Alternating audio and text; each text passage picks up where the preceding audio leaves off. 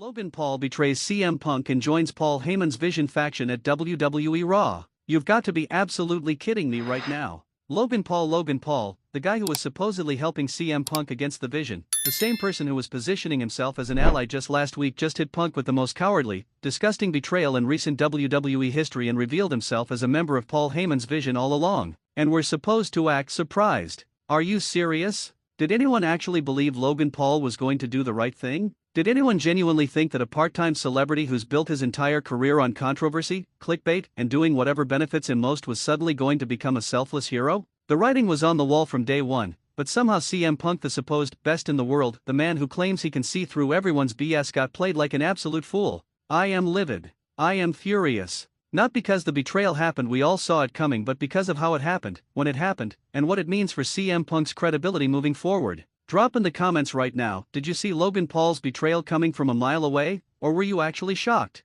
Because if you were shocked, I have a bridge to sell you. Monday Night Raw just delivered the most predictable yet somehow still impactful betrayal of the year, and the fallout from Logan Paul joining the Vision is going to reshape the entire landscape of WWE for months to come. But let me be crystal clear about something before we dive deep into this dumpster fire. This isn't just about one betrayal, this is about WWE's continued obsession with giving part-time celebrities more opportunities, more spotlight, and more credibility than full-time wrestlers who actually deserve it. Let me break down exactly what happened on Raw, because every detail of this betrayal makes it more infuriating and more frustrating to watch as someone who actually cares about the integrity of professional wrestling. Question for the longtime wrestling fans: can you name a celebrity crossover who didn't eventually turn heel or prioritize their outside career over wrestling? I'll wait. The show was building toward what was supposed to be CM Punk and Logan Paul's big confrontation with the Vision. For weeks, WWE had been planting seeds that Logan and Punk, despite their differences and despite their history, were going to form an uneasy alliance to combat the existential threat that Paul Heyman's faction represented. They even had segments where Logan was convincing Punk to trust him, where he was proving his loyalty by giving Punk information about the Vision's plans.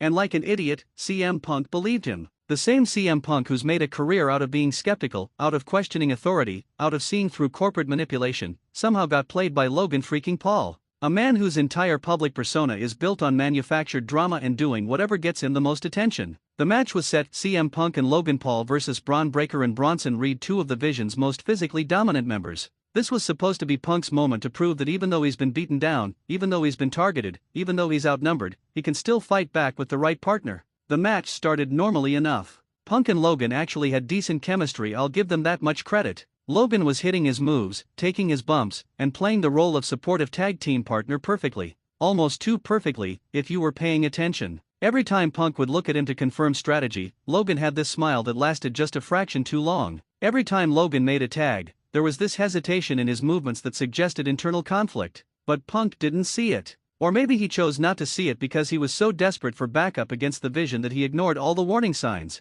Either way, what happened next was devastating. Here's a question: should CM Punk have known better based on Logan's reputation, or was his desperation justified given the Vision's threat? Give me your honest take. The match was reaching its climax. Braun Breaker and Bronson Reed had been absolutely punishing both Punk and Logan, which, credit where it's due, made the Vision look like legitimate monsters. Punk was selling exhaustion perfectly, the crowd was invested, and it looked like we were heading toward a feel-good babyface victory where Punk and Logan would overcome the odds together. Logan was on the apron, hand extended for a tag. Punk fought off both Breaker and Reed with desperation strikes, crawled toward his corner, reaching for Logan's hand. The crowd was on their feet, chanting for Punk, ready to explode when he made the hot tag and Logan would come in to clean house. And then Logan pulled his hand away. The arena went silent. That split second of confusion where everyone, Punk, the crowd, even the commentary team, processed what just happened. Did Logan miss the tag? Did he slip? What's going on? And then Logan smiled. That smug, calculating, absolutely punchable smile that told everyone exactly what was happening. This wasn't a mistake.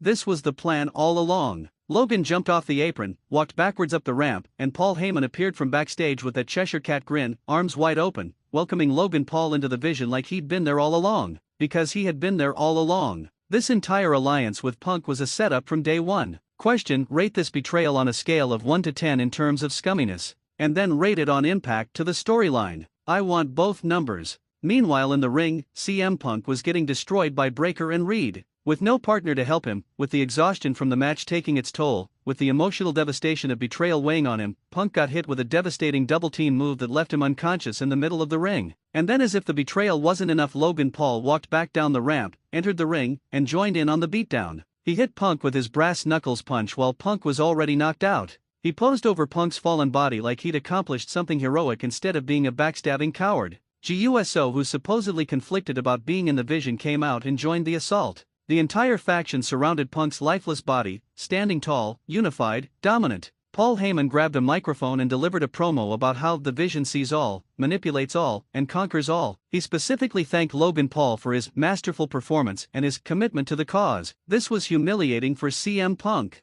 This was character assassination. And the worst part? We all knew it was coming and Punk apparently didn't. Let me ask you something that might be controversial. Is CM Punk's character now damaged beyond repair because he got played so easily, or does this make him more sympathetic? Sound off in the comments. The post-match aftermath was brutal. Medical personnel had to help Punk to the back. He was selling the physical beating, but more importantly, he was selling the emotional devastation. The man looked broken not just physically but psychologically. His trust issues just got validated in the worst possible way. Backstage, we got a brief segment of Punk being checked by doctors, and he just kept repeating, "I should have known. I should have known." That's powerful character work. That's a man who's angry at Logan, angry at the Vision, but mostly angry at himself for making such a fundamental mistake. Now let's talk about Logan Paul specifically, because his involvement in this angle is what makes it so controversial. On one hand, Logan played his role perfectly. The fake partnership, the subtle hints of betrayal, the execution of the turn from a pure performance standpoint, he did great work.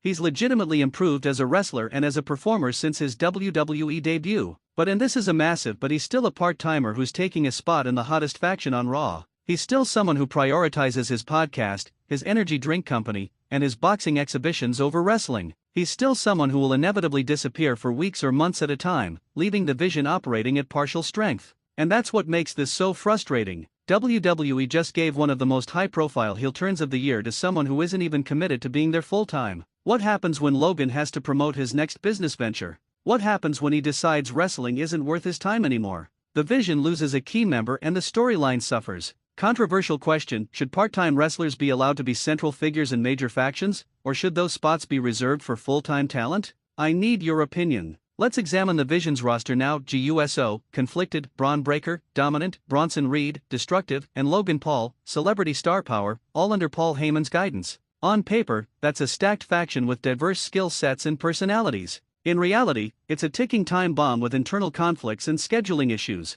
The dynamics within the Vision are fascinating though. Jey is clearly having second thoughts after his conversation with Punk. Breaker and Reed seem fully committed to Heyman's vision. And now Logan, who's probably the least trustworthy person in the entire group, is being celebrated as a hero for his betrayal. How long before these personalities clash? How long before Heyman's manipulation creates more internal problems? The fact that Jey participated in the beatdown of Punk after their emotional conversation last week is particularly devastating. Either Jey is fully back under Heyman's control, or he's playing an even longer game than we realized. Either interpretation creates compelling television. Question: is Jey Uso now irredeemable after participating in this attack, or can he still be saved? Give me your verdict. CM Punk's path forward is equally fascinating and concerning. He's now been betrayed by Logan Paul, attacked by the entire Vision, left without allies, and shown to be fallible in his judgment. Where does he go from here? Does he go full lone wolf mode? Does he try to recruit new allies, who would be foolish enough to trust his judgment now?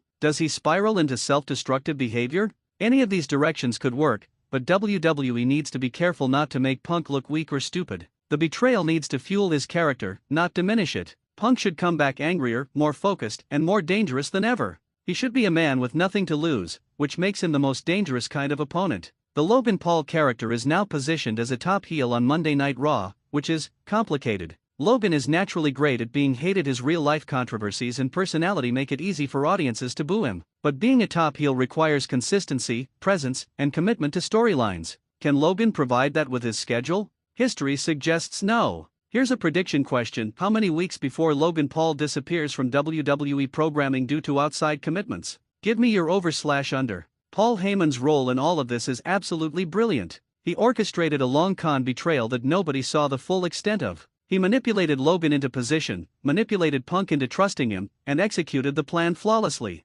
This is why Heyman is considered the greatest manager in wrestling history. His mind for psychological warfare is unmatched. But Heyman's greed might also be the Vision's downfall. He's collecting members like Pokemon, but can he actually control all these strong personalities? Logan has his own agenda, Jey is conflicted, Breaker and Reed want their own glory at some point, Heyman's house of cards is going to collapse. The Raw locker room's response to this betrayal will be crucial moving forward. Do other wrestlers rally behind Punk? Do they stay away because the Vision seems unstoppable? Do opportunists try to take advantage of Punk's vulnerable state? Each option creates different storytelling possibilities. Social media absolutely exploded after this segment. Logan Paul was trending worldwide, which is exactly what WWE wanted. The wrestling community is divided between people who think this was brilliant storytelling and people who are furious that a part-timer got such a prominent role. And you know what? Both sides are right. It was brilliant from an attention-grabbing, social media-dominating perspective. But it's also frustrating from a respecting full-time wrestler's perspective. That duality is what makes modern WWE so complicated to analyze. Question for the audience: what matters more, short-term buzz and mainstream attention, or long-term storytelling with full-time talent? There's no wrong answer here. The actual wrestling in this segment was surprisingly good. Logan has legitimately improved his in-ring work to the point where he doesn't look out of place with top-tier talent. The match was structured well, the beats hit properly, and the betrayal moment was perfectly executed from a production standpoint. My concern is what happens next. WWE has a terrible track record of big shocking moments followed by inconsistent follow-through. They create these explosive segments and then don't know how to capitalize on the momentum. The Logan betrayal needs to mean something beyond just one night of television. Logan Paul as a Vision member opens up dream matches though. Logan vs Punk in a singles match with real heat behind it. Logan teaming with Breaker or Reed. Logan potentially facing other top babyfaces who want revenge on behalf of Punk. If WWE actually books these matches, this could be incredible. Fantasy booking question: what's the perfect blow-off match for the Punk/Logan feud?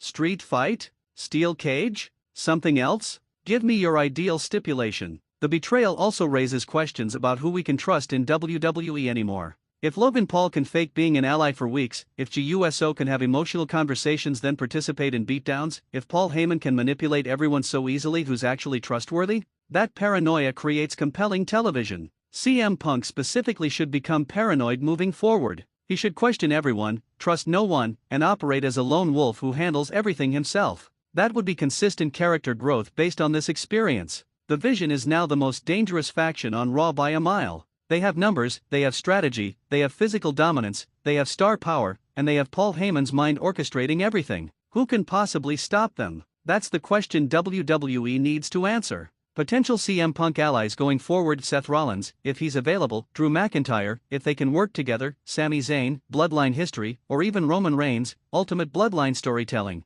Each option has massive potential. Who do you want to see team with CM Punk to fight the Vision? Give me your dream partners in the comments. Logan's real-life personality makes this betrayal even more effective. People already have opinions about Logan Paul as a person, which bleeds into their wrestling reactions. He doesn't have to work to get heat, he just has to be himself. That's valuable for a heel character. But that same real-life baggage makes it hard to take him seriously as a wrestler rather than a celebrity playing wrestler. That's the constant struggle with Logan's WWE involvement: respect for his improvement versus frustration with his part-time status. The final image of Raw was haunting: CM Punk being helped to the back, barely conscious, while the Vision stood tall in the ring celebrating their newest member. That visual tells you everything about the current power dynamic on Monday Night Raw. Paul Heyman's closing promo promised that the Vision's dominance is just beginning and that everyone on Raw is living on borrowed time. That's setting up months of storytelling if WWE commits to it. Final question before we wrap: on a scale of 1 to 10, how angry are you about Logan Paul's betrayal and his position in the Vision?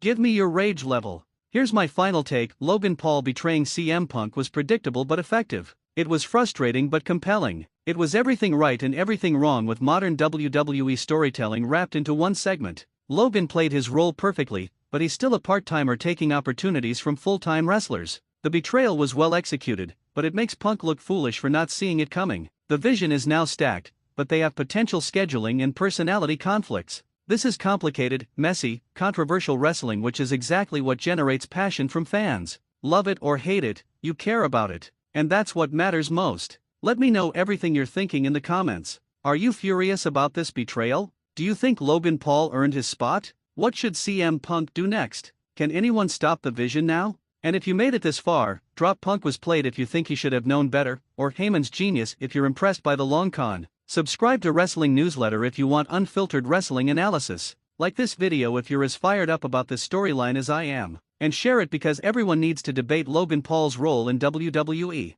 Until next time, trust no one, expect betrayal, and I'll see you in the next one.